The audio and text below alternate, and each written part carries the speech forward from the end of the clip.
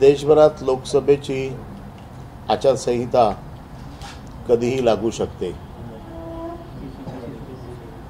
आणि या आचारसंहितेमध्ये आपले सण किंवा आपल्या दैवतांच्या जयंत्या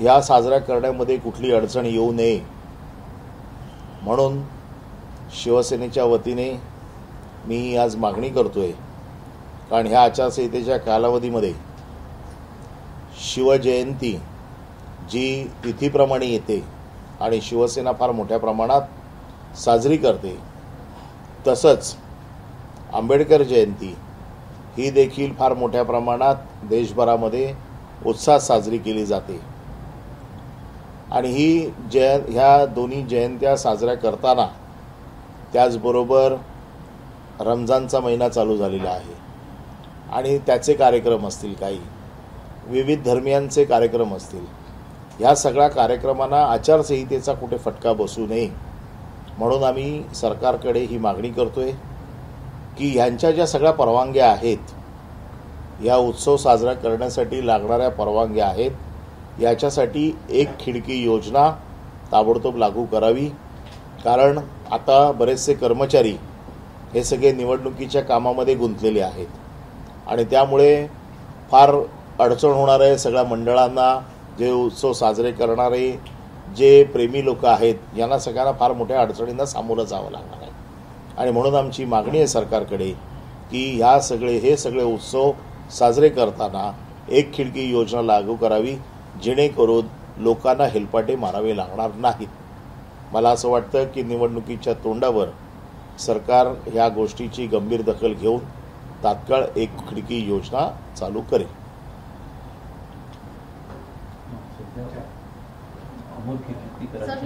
आता विचारा, तुम्ही सरकारकडे एक खिडकी योजनेची मागणी करता, पण निवडणूक आयोगाला काही पत्रव्यवहार करणार का? निवडणूक आयोगाला देखील पत्रव्यवहार करणार, कारण शेवटी निवडणूक आयोग या सगळ्यावरती लक्ष ठेवून आहे.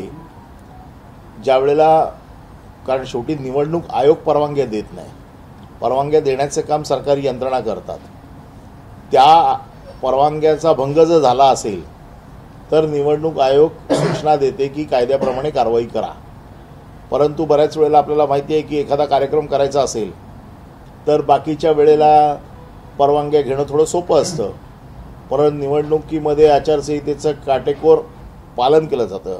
आचारसंहिता म्हणजे कुठला कायदा नाही आहे, ती मार्गदर्शक तत्त्व आहेत आणि ह्या मार्गदर्शक तत्त्वामध्ये सगळ्या परवानग्या घ्याव्या लागतात.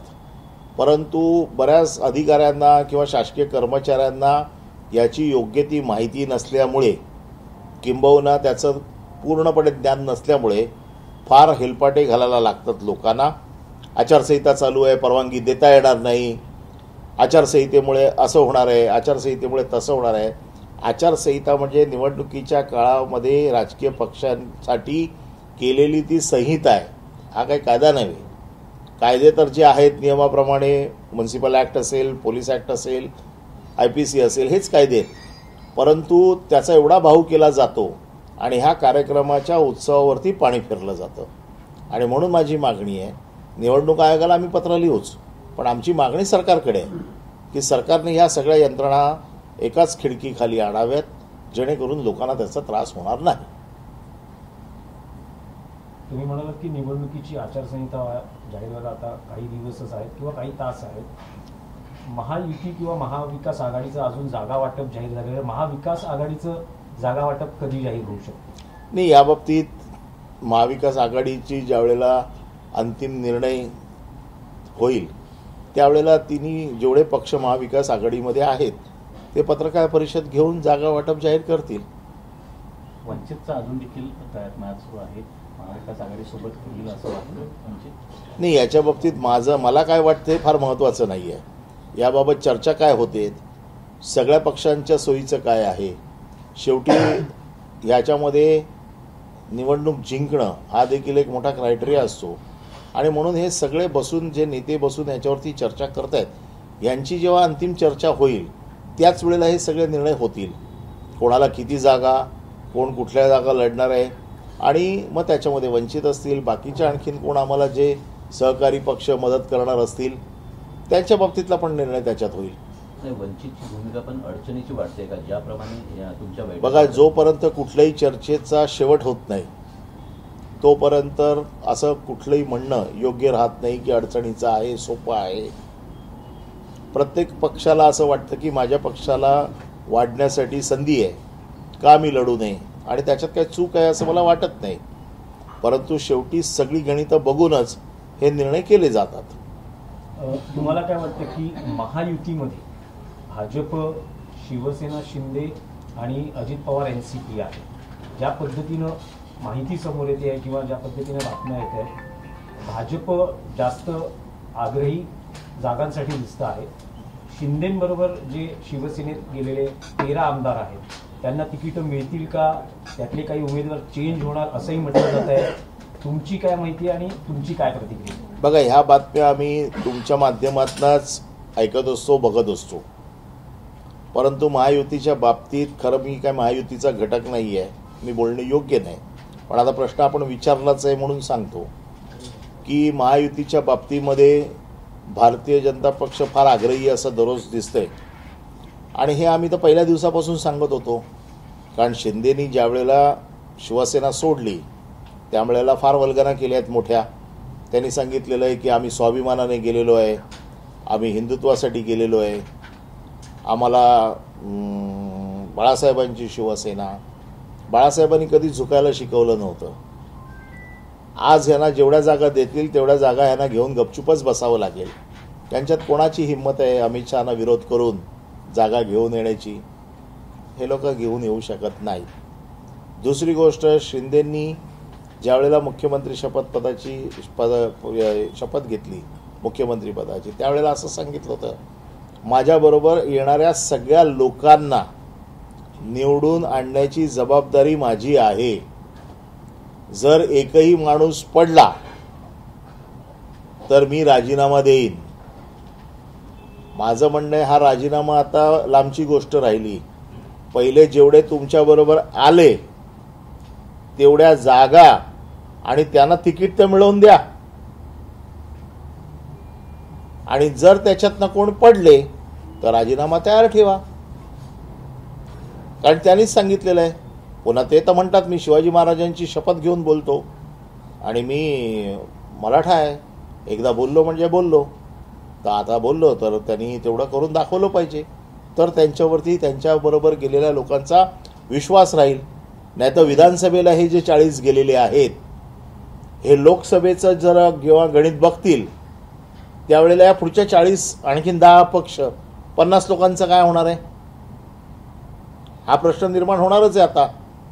कारण आम्ही जे काय तुमच्या माध्यमातून ऐकतोय की 13 जागा तर त्यांनी 13 लोक तर खासदारकीला गेले. चॅनलवरच कळतंय की 13 मिळतील, नाही मिळतील, आणि मिळाल्या तर त्या सगळ्यांना निवडून आणलं पाहिजे. कारण त्यांनी जबाबदारी घेतली आहे निवडून आणण्याची. समजा उद्या पडले तर त्यांना राजीनामा द्यावा लागेल, कारण त्यांनी तसं कबूल केलं की मी राजीनामा देईन म्हणून. आता तुम्हीच त्यांना प्रश्न विचारला पाहिजे की तुम्ही असं बोलला होता, पण तुम्ही पण विचाराल की नाही, माझ्या मनात शंका आहे.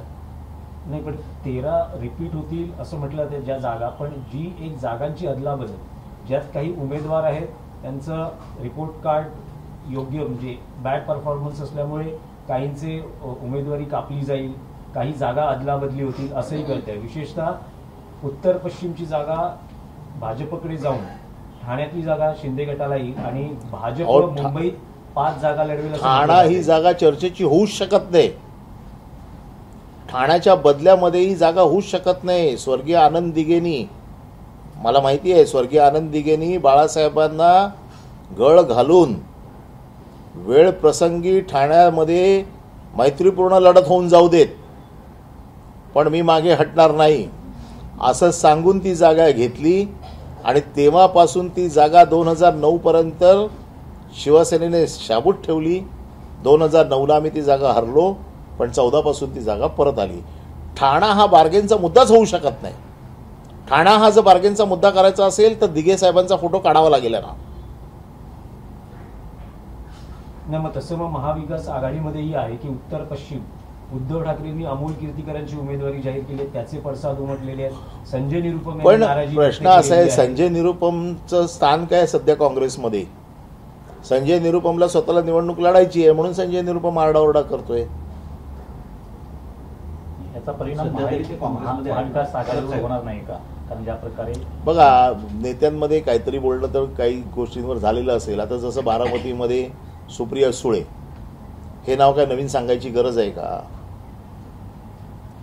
जसे काही वॉर्ड जे आहेत, जे पहिल्यापासून तुमच्याकडे आहेत, पारंपरिक तुम्ही लढताय, त्या वॉर्डवरती बार्गेन होऊ शकत नाही. ज्या सीट जिथे तुम्हाला वाटतं, आणि शिवसेनेने असं कधीच सांगितलेलं नाही आहे की एवढंच आम्ही लढू नाहीतर आम्ही राजीनामे देऊ, असं आमची भूमिका नाहीच आहे.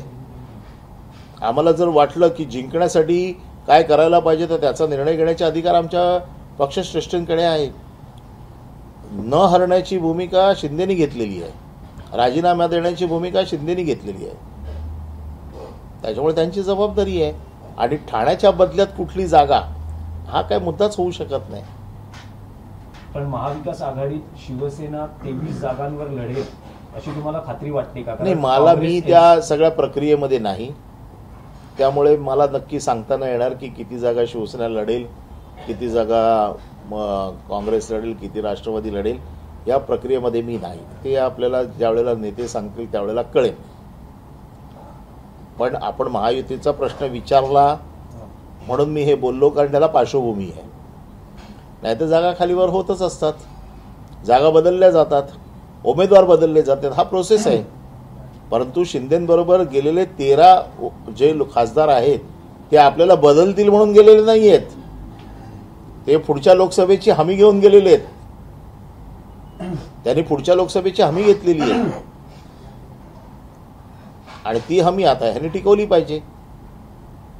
मुंबईच्या 5 जागा लढवणार मिळाली नाही तर तुमचे दरवाजे उघडे असतील का त्या उमेदवारांसाठी? आमचे दरवाजे बंद आहेत हे उद्धव साहेबांनी किती वेळा सांगितलेले आहे. आज भावना गवळींच्या मतदारसंघामध्ये उद्धव ठाकरे आहेत, त्यांना डिवसण्याची एकंदरीत काहीतरी नेक्स्ट बॅनर्स पण लागलेले आहेत अशी पण माहिती मिळते. ती तर पंतप्रधान मोदींची बहीण आहे, याच्यापेक्षा मी अजून काय सांगू. तुलाच तिकीट मिळेल की नाही असं गॅरंटी आहे मोदींची. जेव्हा बहीण राखी बांधते भावाला, ती रक्षणासाठी बांधते ना. आता तिचं रक्षण करण्याची जबाबदारी मोदींची आहे. तिने राखी बांधली आहे मोदींना. रवींद्र वायकर यांच्या पक्षप्रवेशानंतर मुंबई उपनगरातील अजून 2 आमदार हे थेट एकनाथ शिंदेच्या संपर्कात आहेत आणि लोकसभा निवडणुकीनंतर त्यांना शिंदेच्या शिवसेनेत त्यांना प्रवेश दिला जाईल अशी कुठेतरी चर्चा चालू आहे. मात्र मुंबई उपनगरमधले जर आमदार बघितले तर हे जे आमदार आहेत मुंबई उपनगरमध्ये, हे आमदार बाळासाहेब ठाकरे असल्यापासून त्यांच्यावर काम करतात. मग तुम्हाला असं वाटतंय का कुठेतरी अस्वस्थ आहेत आमदार? बघा, मी तुम्हाला पुन्हा एकदा सांगतो, आमदार, खासदार, लोकप्रतिनिधी हे जे पक्षाबरोबर मनापासून आहेत ते अतिशय ठाम आहेत. काही आमदार यंत्रणांच्या दबावाखाली घाबरून गेले असतील, काही लालचेपोटी गेले असतील, परंतु जे शिवसेनेबरोबर आहेत ते शिवसेनेबरोबर आहेत. आणि ह्या आमदारांना आमदार बनवण्याचं काम कोण करतं? शिवसैनिक करतात, शिवसेनाप्रेमी जनता करते. ती कोणाबरोबर आहे हे बघावं लागतं. आमचं मत असं आहे, अजूनही आम्हाला असं वाटतं, 100% खात्री आहे की ती जनता किंवा ते शिवसैनिक जे लोकांना लोकप्रतिनिधी बनवतात, कार्यकर्त्याला, ते आजही शिवसेनेबरोबर आहेत, ते उद्धव साहेबांबरोबर आहेत. आणि ते जोपर्यंत आहेत तोपर्यंत ह्या सगळ्या गोष्टींवरती जास्त विचार करून चालणार नाही. रवींद्र वायकर यांनी शिंदे गटात प्रवेश केल्यानंतर जोगेश्वरीमधलं जे शिवसेनेचं संघटन आहे त्याच्यावर काय परिणाम होईल किंवा काय असं? ते सगळेही शाखाप्रमुख पदाधिकारी आपण बघताय की ते शिवसेनेबरोबरच राहिलेले आहेत, ते उद्धव साहेबांबरोबरच राहिलेले आहेत. वायकर ज्या दिवशी गेले त्याच्या दुसऱ्या दिवशी ते गोरेगावच्या बैठकीमध्ये सगळेच्या सगळे पदाधिकारी हजर होते आणि त्यांनी तुम्हाला इंटरव्ह्यू पण दिलेले आहेत की आम्ही उद्धव साहेबांबरोबरच राहणार आहोत. त्याच्यामुळे गोरेगाव आपल्या जोगेश्वरीतली शिवसेना ही कोणा एका वैयक्तिक मालकीची नाही, बाळासाहेबांची शिवसेना आहे. आणि इकडचे शिवसैनिक फार कडवट आहेत आणि ते मला वाटत नाही की कुठल्याही परिस्थितीत ते हलतील. आजही ते मजबूतीने उभे आहेत, दररोज तिकडे बैठका चालू आहेत. आणि सगळी यंत्रणा तशीच्या तशी आहे. भास्कर जाधव यांनी बारामती बैठका घेत आहेत आणि ते सुद्धा आता पुन्हा एकदा निवडणूक लढणार अजूनही ठाम आहेत. कसं पाहता एकंदरीत संपूर्ण वादाकडे? नाही, लढावी त्यांनी आणि जिंकावी. शुभेच्छा आहे माझ्या त्यांना. विजय शिवतारे जिंकले तर आमच्यासाठी फार चांगली गोष्ट आहे. म्हणजे शिंदेंनी ज्यांना शब्द दिला नव्हता असा एक खासदार झाला. म्हणजे 13 सांभाळता येतात की नाही मला माहीत नाहीत, पण त्याच्या व्यतिरिक्त अजून कोण निवडून आणले तर विजय शिवतारेंचं कौतुक करावं लागेल. नाही, काही निवडणुकीनिमित्त काही सल्ला आहे का तुमचे माजी सहकारी? नाही, मी सल्ला देणं एवढा मोठा नाही आहे. मी शुभेच्छा देऊ शकतो त्यांना आणि मी विजय शिवतारेंना शुभेच्छा देतो की त्याने पूर्ण ताकद पणाला लावून लढावी. ते स्वतःला पुरंदरचा वाघ समजतात. आता वाघ आहे, शेळी आहे, काय आहे ते आता थोड्या दिवसात कळेल. भास्कर जाधव यांनी काही दिवसांपूर्वीच खंत आपल्या मनातली बोलून दाखवली होती. त्यानंतर उद्धव ठाकरे यांचा 1 दिवसीय दौरा होतोय वाघवर आणि दापोलीमध्ये. नाही, हे दौरे अगोदरच ठरले होते. भास्कर जाधवांचं उद्धव साहेबांशी बोलणं झालेलं आहे. त्यांचे जे काही मनातले प्रश्न होते ते उद्धव साहेबांसमोर आलेले आहेत. उद्या स्वतः उद्धव ठाकरे भास्कर जाधव यांच्या मतदारसंघात जात आहेत आणि तिकडे भास्कर जाधव आणि उद्धव ठाकरे एकाच व्यासपीठावर आपल्याला दिसतील. किरीट सोमय्या यांनी देखील आरोप केले होते रवींद्र वायकर यांच्यावर. त्यानंतर रवींद्र वायकर देखील शिंदे गटात गेलेले आहेत. त्यामुळे आता नागडा पोपट काय बोलतो ते बघायचंय. पण आणखी एक तुम्ही महापालिकेतलं राजकारणही पाहता. एक गोष्ट समोर येते आहे की महापालिकेतली टेंडर्स ही आता गुजराती भाषेतही निघू लागली. बघा, आम्ही हे वारंवार ओरडतोय की महाराष्ट्राला लुटून गुजरातमध्ये नेण्याचं षडयंत्र जे चाललेलं आहे. उद्धव साहेब देखील गेल्या काही दिवसापासून हे बोलत आहेत की गुजरातची काय आमचं भांडण नाही आहे, परंतु ज्या पद्धतीने महाराष्ट्र लुटला जातोय आणि गुजरातकडे वळवला जातोय, अक्षरशः महाराष्ट्रातले सगळे जे उद्योग येणारे होते त्याच्यातले तुम्हाला माहिती आहेत, नावं घ्यायची गरज नाही, सगळे उद्योग गुजरातमध्ये गेले. आता सगळे गुजरातचे जे मोठे टेंडरवाले आहेत ते तर महाराष्ट्रात काम करतातच आहेत, परंतु त्यांच्या सोयीसाठी आता गुजरातीमध्ये टेंडर निघायला लागलेत. सत्ताधारी प्रशासकाच्या माध्यमातून महानगरपालिकेत लूट चालू आहे. साधी गोष्ट आपण बघताय की दत्तक वस्ती योजना होती. या दत्तक वस्ती योजनेचे साधारण 75 कोटी रुपयामध्ये दत्तक वस्ती योजना होत होती. हजारोने कामगार काम करत होते. स्थानिक पातळीवरच्या ज्या काय बचत गट असतील, स्थानिक पातळीवरचे जे लोक असतील ते स्वच्छतेची कामं करत होती आणि दत्तक वस्ती योजनेचा परफॉर्मन्स अतिशय चांगला होता. आमच्या काळामध्ये त्याला चांगलं बक्षीस देखील मिळायचं नेहमी.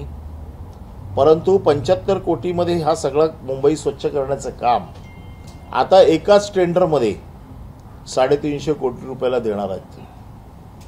आता हे कोणाला मिळणार आहे? हे सत्ताधाऱ्यांची लागेबंदी ज्यांचे आहेत त्यांनाच मिळणार आहे. हे कळेल आता थोड्या दिवसात. टॉयलेट क्लिनिंगचं टेंडर काढलेलं आहे 1300 कोटीचं. एकच कॉन्ट्रॅक्टर कशा पद्धतीने सांभाळू शकतो? त्याचं जर विकेंद्रीकरण नाही झालं म्हणजे हा जो काय लुटायचा कारभार चालू आहे, थोड्या दिवसात मुंबई महानगरपालिका साफ करायची. बघा, त्यांना मुंबईबद्दल काय प्रेम असणार आहे? कोणाला प्रेम आहे? जो ओरिजिनल मुंबईकर आहे त्यालाच मुंबईबद्दल प्रेम असेल ना. आमचा तर जीव जळतो कारण मग आमची करिअरच मुंबईमध्ये झालेली आहे. परंतु ज्या पद्धतीने आयुक्तांच्या माध्यमातून हे जी काही लूट चालू आहे, FD तोडल्या जात आहेत. आता तर आपण बघताय की गोखले ब्रिज म्हणजे मॅन मेड डिझास्टर कसं असू शकतं. मला वाटतं जगाच्या नकाशात जाईल आता कदाचित तो. मॅन मेड डिझास्टरची जर जसं जगातली 8 आश्चर्य आहेत तशी जर मॅनमेड डिझास्टर जर काढायला गेलं तर कदाचित गोखले ब्रिज जाईल. असा ब्रिज वर आणि खाली कधी असतो का हो? कमिशनरला नेऊन लटकवून ठेवला पाहिजे. खरं म्हणजे उलटा राजीनामा तर सोडाच, त्याची जबाबदारी कोण घेणार? हेच जर शिवसेनेचं सरकार असलं असतं तर ह्या विरोधी पक्षाने किती आरडाओरडा केला असता, किती भ्रष्टाचाराच्या गप्पा मारल्या असत्या. आता जबाबदारी कोण घेणार? राज्य सरकार म्हणून ईडी खात्याची जबाबदारी आहे की नाही? आणि मग त्या कमिशनरला शिक्षा नको द्यायला? जर अशा पद्धतीचं इतकी चुकीची मॅनेजमेंट होत असेल की ब्रिज जर जोडला जाऊ शकत नसेल तो ब्रिज आता तोडावा लागेल कदाचित. म्हणजे ज्या पद्धतीने हे प्रशासन चाललंय, महानगरपालिकेचं लूट चालू आहे, छोट्या छोट्या गोष्टींसाठी इतकी अडवणूक चालू आहे, सामान्य नागरिकाचा तर कुठे आवाजच नाहीये. नगरसेवक नसल्यामुळे लोक जाणार आहेत कुठे? महानगरपालिकेत जा, कोण तुमची दखलच घेत नाहीये. प्रशासक माजलेत आणि मग शिवसैनिकांनी कोणी जर कानाखाली मारली तर त्याच्यावरती आरोप केले जातात, सरकारी कर्मचाऱ्यांना मारहाण होते म्हणून. अहो, गटारं तुंबली आहेत, लोकांच्या घरात संडासाचं पाणी जातंय, तक्रार करायची कोणाकडे? नगरसेवक नाहीये, काम करून घेणारा माणूस नाहीये. ही अशा पद्धतीची टेंडर्स काढली जात आहेत. आता दत्तक वस्ती योजना बंद झाली उद्या, तर हे कर्मचारी जाणार कुठे? आणि कोणी किती माणसं लावली याच्यावरती वॉच कोणाचा आहे? 25 लेबरचं पेमेंट काढलं जाईल, प्रत्यक्षात 5 लोक पण नसतील तिकडे. नगरसेवक होता, नगरसेवक बघत होता की किती माणसं साफ करतात, माझा विभाग साफ ठेवला पाहिजे की नाही, त्याची जबाबदारी होती. ही आता कोणाची जबाबदारी आहे? छोट्या छोट्या सगळ्या गोष्टीमध्ये भ्रष्टाचार चालू आहे, मोठी टेंडर्स काढली जात आहेत, फक्त स्वकीयांचं भलं केलं जात आहे, मुंबई महानगरपालिकेला लुटलं जात आहे आणि सगळे आपापलं फक्त धंदे चालवून फक्त आमच्यावरती आरोप करायचा. सकाळी भ्रष्टाचाराने तट्टपोट भरून घ्यायचं आणि आमच्यावरती येऊन आरोप करायचे. हे काम सध्या चालू आहे. सर, मुंबईचाच विषय सुरू आहे, तर मग महालक्ष्मी रेस कोर्स वरती देखील आता एक ग्रीन पार्क जे आहे ते उभं राहणार आहे. तुमचे नेते आदित्य ठाकरे यांनी वारंवार त्याच्या विरोधात आवाज उठवला. बरोबर आहे, कारण याचं कारण असं आहे की ज्या वेळेला हा विषय आम्ही घेतला होता उद्धव ठाकरेंच्या सरकारमध्ये, त्यावेळेला ह्यांनी विरोध केला होता. रेसकोर्स मुंबईच्या बाहेर हलवता येणार नाही, इट इज अ हेरिटेज. हे हेरिटेज आहे. आज मग ह्यांना कसं हे सुचलं की आता तिथे करायचं? आम्ही बाळासाहेबांच्या नावाने एक असं पार्क बनवणार होतो की जे मुंबईचं आकर्षण ठरलं असतं. आता नाही बनवणार ते बाळासाहेबांच्या नावाने, आणि जे पार्क बनेल त्याला बाळासाहेबांचंच नाव द्यावं लागेल त्यांना. हे बाळासाहेबांचे नावं घेऊन जे सांगतात ना, आम्ही बाळासाहेबांचा वारसा आणि विचार पुढे घेऊन जातोय, आम्हाला बघायचंय की हे जर पार्क उभं राहणार असेल तर याला कोणाचं नाव देत आहेत. सर, हिंदी में मुंबईत 5 जागा लढवणार ठाकरे का लोकसभा? अजून याच्या बाबतीत काहीच ठरलेलं नाही आहे, याच्यावरती चर्चा चालू आहे. मला असं वाटतं की आता ही 17 तारखेची कदाचित बैठक होईल, त्याच्यानंतर याच्यावरती अंतिम निर्णय घेतला जाईल. सर, हिंदी में सर, एक मुंबईतील अनेक रेल्वे स्थानकांची नावं बदलण्याचा प्रस्ताव सध्या आज मंत्रिमंडळात चर्चा होणार आहे. कसं पाहता त्यामध्ये? हा प्रस्ताव आघाडी सरकारच्या काळातच तयार झाला होता. दुर्दैवाने त्यावेळेला सरकार पडलं, परंतु मी स्वतःच त्याच्यामध्ये होतो ही नावं बदलण्यासाठी. आणि ही जी लोकांना जी सवयीची नावं आहेत ही नावं द्यावी, हा प्रस्ताव त्यावेळेपासून आहे. सर, हिंदी में आप महाराष्ट्र सरकार को पत्र लिखकर या मांग कर रहे हैं कि आचार संहिता जो लागू होने वाली है उसमें कुछ सिंगल विंडो बनाया जाए, इसके बारे में बताएं, क्या है मांग आपकी? अभी आचार संहिता कभी भी शुरू हो सकती है. ऐसे समय में बहुत से त्योहार जो आते हैं, जो जयंती आती है, वो बड़े पैमाने पे यहाँ पर महाराष्ट्र में उसको मनाया जाता है, लेकिन आचार संहिता के नाम पे लोगों को बहुत तकलीफ होती है. तो हमारा ये कहना है कि गवर्नमेंट से और इलेक्शन कमीशन से कि सिंगल विंडो सिस्टम बनाई जाए, ताकि लोगों को ये परमिशंस, क्योंकि आपको मालूम है अभी शिव जयंती आने वाली है जो तिथि के अनुसार अनुरूप होती है, अंबेडकर जयंती आने वाली है, रमज़ान चल रहा है, ऐसे सब जितने भी बड़े त्यौहार चल रहे हैं उनको कहीं आचार संहिता का फटका नहीं बैठना चाहिए, इसलिए हम सरकार से ये मांग कर रहे हैं. सर, चुनाव में मुश्किल से 35 दिन का समय होगा जब पहले चरण का चुनाव होगा, लेकिन महाराष्ट्र विकास आघाड़ी में अभी भी गठबंधन में सीट बंटवारा नहीं हो पाया है. वंचित बहुजन आघाड़ी से कहीं सभी जगह पे ये बातचीत चल रही है. मुझे लगता है कि जल्द से जल्द ये बातचीत खत्म होके जितने भी महाआघाड़ी के जितने भी घटक पक्ष है वो सामने आके इसके बारे में आपको बताएंगे कि कौन से पार्टी के पास में कितनी सीटें हैं. ये सब अभी मुझे लगता है जल्द से जल्द खत्म होगा. सर, महायुति में बीजेपी कहीं न कहीं डोमिनेंट नजर आ रही है. पिछली बार उन्होंने 24 सीट पर लड़े, इस बार वो 30 से ज्यादा 32 से ज्यादा सीट पर लड़ने की बात हो रही है. यहाँ तक कि कुछ उम्मीदवारों को शिवसेना के बीजेपी के सिंबल पर लड़ाने की बात हो रही है. इस पर क्या कहेंगे? हम तो पहले दिन से कह रहे हैं कि बीजेपी के सामने खड़े रह के बात करने की किसी की हिम्मत नहीं है, और जो अब ये दिख रहा है, अब मुझे बताओ कि एकनाथ शिंदे जी के साथ में 13 एमपी गए, इन 13 एमपीओं को उनको फिर से उम्मीदवारी दी जाएगी, ये गारंटी दिए बिना तो वो गए नहीं। उनको चुन के लाने की जिम्मेदारी भी एकनाथ शिंदे जी ने ली है। एकनाथ शिंदे जी ने ये कहा है कि ये 13 एमपी और 40 एमएलए और 10 इंडिपेंडेंट, इस सब को चुन के लाने की जिम्मेदारी मेरी है। इसमें से अगर एक भी कोई गिरता है तो मैं मेरे पद का त्याग पत्र दे दूंगा, मैं इस्तीफा दे दूंगा। ऐसी बातें उन्होंने ये 13 लोगों को और 40 लोगों को लेने समय की है। अब हमारा कहना है, पहले तो 13 ये सीटें उन्होंने अपने पास रखनी चाहिए।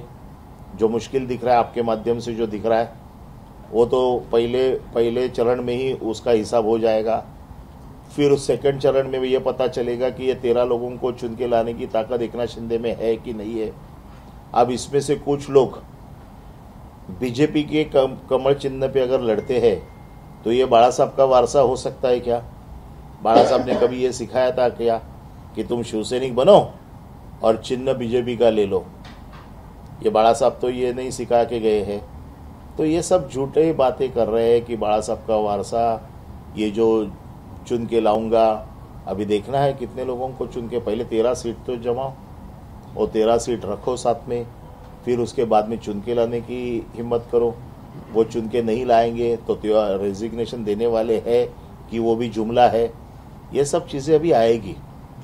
तो हमारा कहना ऐसा है कि शिवसेना जो वो ले गए हैं उसमें इनकी हिम्मत नहीं है कि बीजेपी के सामने डट के खड़े रहे के बोलने की कि हमको अगर 13 सीटें नहीं मिली तो हम ये गठबंधन तोड़ देंगे। थाने शिवसेना का गढ़, थाने आनंद दीघे का एक पहचान, वहां पर भी बातचीत हो रही कि बीजेपी से बातचीत करनी पड़ रही है कि शिवसेना वहां पर लड़े। वही तो मैं कह रहा हूं कि ठाना ये तो निगोशिएबल हो ही नहीं सकता है, क्योंकि स्वर्गीय दीघे साहब ने ठाना को लेने के लिए उस वक्त युति दाव पे लगाई थी और उन्होंने कहा कि एक जगह ऐसी है जहां पर हम लड़ने के लिए तैयार है बीजेपी के साथ में, लेकिन हम देंगे नहीं। और बाळा साहब ने ये कहा, अब जो बाळा साहब ने लाई हुई सीट है, जो दीघे साहब ने लाई हुई सीट है, उस पे इनको रोकने के लिए, मतलब बचाने के लिए ताकत लगानी पड़ रही है। तो इनको इनकी इतनी कितनी वैल्यू है वो पता चल रहा है आपको। सर, मुंबई की उत्तर पश्चिम की सीट है जिस पर संजय निरुपम बहुत दावेदारी कर रहे हैं, लेकिन वहां उद्धव जी ने संजय निरुपम का एमपी बनने का सपना अधूरा ही रह जाएगा। इतना ही कहता हूँ मैं। सर, संजय निरुपम ने जो है वो बीजेपी अशोक चौहान को जाके रात को मुलाकात की, ऐसी भी बात जानकारी सामने आ रही है। और अशोक चौहान का ये भी कहना है कि कांग्रेस के कई सारे नेता जो है वो बीजेपी के संपर्क में है। हाँ, तो संजय निरुपम शायद बीजेपी से लड़ सकते हैं, शायद सिंधे गुट से लड़ सकते हैं। जी सर, दूसरा ऐसा सवाल है कि फिलहाल बीजेपी जो है वो सूत्रों के हवाले से ये बात सामने आ रही है कि बीजेपी फिलहाल सर्वे कर रही है। बार बार सर्वे होने के बावजूद भी अपनी लिस्ट जो है वो बीजेपी अभी तक घोषित नहीं कर पा रही है। इसके पीछे क्या कारण है? शायद उनको कॉन्फिडेंस नहीं होगा। दूसरा क्या कारण हो सकता है? कॉन्फिडेंस अगर होता तो इतने में लिस्ट डिक्लेयर हो जाती थी। बारामती मधुन परब साहब, जो आपने सिंगल सिस्टम की बात की, शिवसेना शुरुआत से एकदम कठोर हिंदुत्व की लाइन पर काम करती है। कभी रमजान या ईद जैसे जो मौके आते हैं उसको लेकर उन्होंने कभी स्पेसिफिक डिमांड की? पहली बार ऐसा है कि आप उदाहरण दे रहे थे, त्योहार तो आते ही है समय समय पर, लेकिन उदाहरण के तौर पर आपने रमजान का भी जिक्र किया कि उसके लिए भी सहूलियतें दी जाए। आप शायद टिप्पणी आप पर भी की जाएगी। आप शायद भूलते हो कि बाळा साहब ने जो सबसे उनका बड़ा प्रोग्राम होता है बीकेसी में इज्तिमा, उसको परमिशन बाळा साहब ने ही दी थी, और वो भी 1 रुपए के भाड़े पे। बाळा साहब ने कभी हमको ये नहीं सिखाया। हम लोग तो हिंदुत्व आज भी है और कल भी रहेंगे, और हिंदुत्व के बारे में कोई कॉम्प्रोमाइज नहीं करेंगे। लेकिन आप ये भूल रहे हो कि बाळा साहब ने भी दिया था ये। इसका मतलब ये नहीं होता है कि हमने किसी के मेरे भी त्योहार है, उनके भी है, सबके, ईसाई के होंगे, सिख के होंगे, सभी की मैंने मांग की हुई है। लेकिन बदली हुई शिवसेना में बार बार ये आरोप लगता है कि शिवसेना बदल गई है। मुस्लिम प्रेम की बात कही जाती है। जब लाइब्रेरी बनाने की बात थी, जब एक बार सड़क पर सामूहिक नमाज अदा कराई गई थी, तब से इस तरह की बातें आप शिवसेना पर आरोप लगता है। बाला साहब ने ये बातें कही थी, मैं उनका आज भी बाला साहब के विचारों का आदमी हूँ। उन्होंने कहा था नमाज को हमारा विरोध नहीं है, सिर्फ रोड पे नहीं होना चाहिए। इसलिए उस वक्त बाला साहब ने FSI बढ़ा के दिया था मस्जिदों को, आपको शायद मालूम नहीं होगा, FSI बढ़ा के दिया था, तो बाला साहब विरोधी थे। आज भी हम लोग ये कह रहे हैं कि हर एक का धर्म अपने अपने घर में होना चाहिए, रास्ते पे नहीं। और हमारा हिंदुत्व, हम तो यही कहते हैं, हमारा हिंदुत्व हृदय में राम, हाथ को काम, ये है। और किसी का घर जलाना नहीं है, किसी का घर में रोटी पकाना है। तो ये सब चीज़ें जो उद्धव साहब ने कही है, हम बाला साहब को भी फॉलो कर रहे हैं और उद्धव साहब को भी फॉलो कर रहे हैं। आप ये मत सोचो कि हिंदुत्व हमने छोड़ा है। क्यों छोड़ेंगे हम लोग हिंदुत्व? ऐसा कौन सा काम हमने किया कि जिसमें आप कह सकते हो कि हमने हिंदुत्व छोड़ा है? सर, पद्माकर वल्लभी ने आज बीजेपी ज्वाइन किया, कल ही मुलाकात हुई, आज बीजेपी उन्होंने ज्वाइन किया। किसने? पद्माकर वल्लभी, हाँ। मंत्री हैं, 3 बार कांग्रेस के विधायक रहे, उत्तर महाराष्ट्र से आते हैं। ये बार बार ये कहा जा रहा है कि राहुल गांधी जहां जाते हैं वहां कांग्रेस को नुकसान ही होता है। और नहीं, उसके बारे में मैं कैसे कहूँ? कांग्रेस किया है कि आपकी पार्टी के बहुत सारे लोग संपर्क में हैं, कांग्रेस के बहुत सारे लोग संपर्क में हैं। ले जाओ, जिनको ले जाना है ले जाओ। इतना होने के बावजूद भी उनको आज ये गारंटी नहीं कि वो जीतेंगे। देखो, अभी तो गवर्नमेंट स्टडी थी, बीजेपी शिंदे गुट मिलके, उसके बावजूद अजित पवार साहब को लिया, उनके बावजूद कांग्रेस को ले रहे। मतलब पूरी इतनी सब कोशिशें करने के बाद भी उनको ये गारंटी नहीं है कि हम लोग जीत सकते हैं। शिवसेना कितनी सीट पर लड़ना चाहती है? ऑफिशियल अलग अलग फिगर आते, कभी 20, कभी 22, कभी 23। देखो, ये तो जो नेताओं इस सीट शेयरिंग के लिए बैठते हैं वही इसमें बता पाएंगे कि कितनी सीटें लड़ना चाहिए। हर एक पार्टी को लगता है कि मुझे ज़्यादा से ज़्यादा सीट लड़नी चाहिए, और वो हर एक पार्टी का हक भी है। लेकिन अल्टीमेटली सभी पार्टियों में जब बात बनती है तब आके वो लोगों के सामने बैठते हैं कि सीट शेयरिंग क्या हुआ। क्या अम्बेडकर की वजह से डिले हो रहा है? क्योंकि बार बार नहीं, मैं ऐसे बोलूंगा नहीं, क्योंकि वो सब चर्चा में मैं नहीं हूँ। लेकिन मुझे ऐसे लगता है कि हमको तो सब लोग चाहिए। संजय निरुपमावर चर्चा करणार आहात का, त्यांना भेटणार आहात का? ते तुमचे माझे सहकारी होते, तुम्ही आता म्हणतात की त्यांना कुठूनही लढू द्या, त्यांचं स्वप्न अधुरं राहणार आहे। नाही, संजय निरुपमना का भेटावं? ते तर विरोधातच बोलतायत। आणि महाविकास आघाडीचे घटक आहेत, महाविकास आघाडीचे घटक आहेत, तर त्यांनी त्यांच्या पक्षाकडे जाऊन त्यांचं काय म्हणणं आहे ते मांडायला पाहिजे ना, पब्लिकमध्ये नाही ना।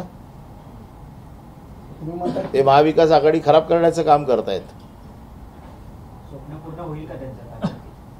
स्वप्न पूर्ण होईल की नाही मी सांगू शकत नाही।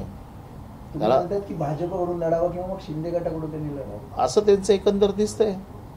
आता जसं ते मी सांगितलं की अशोक चव्हाणांना भेटले, आता अशोक चव्हाणांना भेटण्याचं कारण काय असेल? हेच असू शकतं ना। ते रस्ता विचारत असतील, आदर्श रस्ता कुठला आहे की भारतीय जनता पक्षाकडे जाण्याचा, काही मन की बात पण असू शकते। सर, गजानन कीर्तीकर यांचा जो मतदारसंघ आहे त्या ठिकाणून संजय निरुपम जे आहे ते लढण्यासाठी इच्छुक असल्याचं देखील म्हटलं जात आहे। भाजपच्या तिकिटावरती त्या मतदारसंघातून लढतील असं वाटतं? आम्ही आमचा उमेदवार ठरवलेला आहे। आता समोरून कोण येतंय मला माहित नाही। जो कोण येईल त्याला हरवण्याचं काम हे आमचं शिवसैनिकांचं आहे। मागच्या वेळेला संजय निरुपम कीर्तीकरांच्या विरोधात होते, त्यांना हरवण्याचं काम केलं। या वेळेला ते काँग्रेस सोडून कदाचित भारतीय जनता पक्षाकडनं येऊ शकतात, शिंदेकडनं येऊ शकतात। मला एवढंच माहिती आहे की त्यांना हरवायचं आहे जो कोण येईल तो। आता त्यांचं स्वप्न त्यांना अपुरच ठेवायचं असेल तर कदाचित येतील। एबीपी माझा, उघडा डोळे बघा नीट।